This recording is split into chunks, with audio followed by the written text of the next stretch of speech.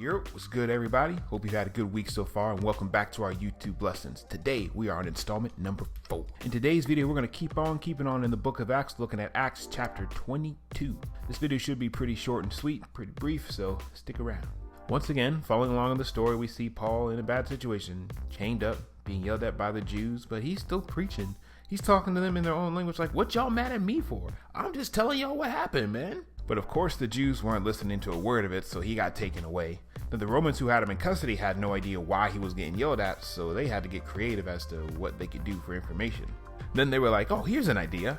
Why don't we torture him so he tells us what his crimes are?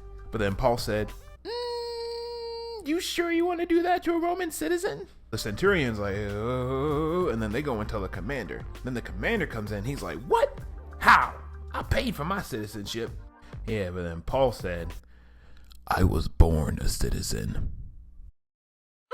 Yeah, they done did messed up, so they went and sent Paul off to the council to figure out, oh, we don't know what's going on, but we can't do anything about it, so y'all figure this out, let us know. So that's the rundown of Acts 22, but I wanted to focus on Paul's dual citizenship here. He was able to speak directly to the Jews in their own language, as well as call out rightfully the injustice that was being put against him by the Romans, and none of that was of his own doing.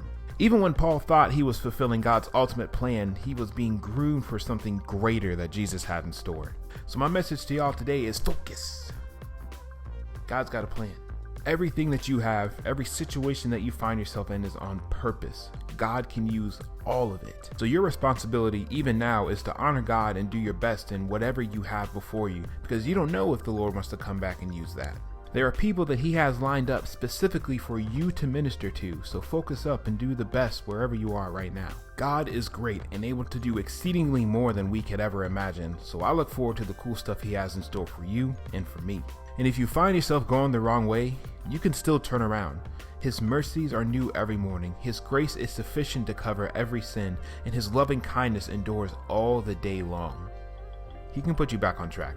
This is going to sound cliche, but y'all are up next. Y'all are literally the future, and God's got great plans in store for you. So wherever you are right now, focus up. Love you all. Look forward to seeing you on Friday as we play Town of Salem one more time. And I promise I'm not going to get eliminated that quickly. As I say that, I can already think of 3 people who are going to try to eliminate me real quick. Anyway, I love you guys. Look forward to seeing you on Friday. Peace.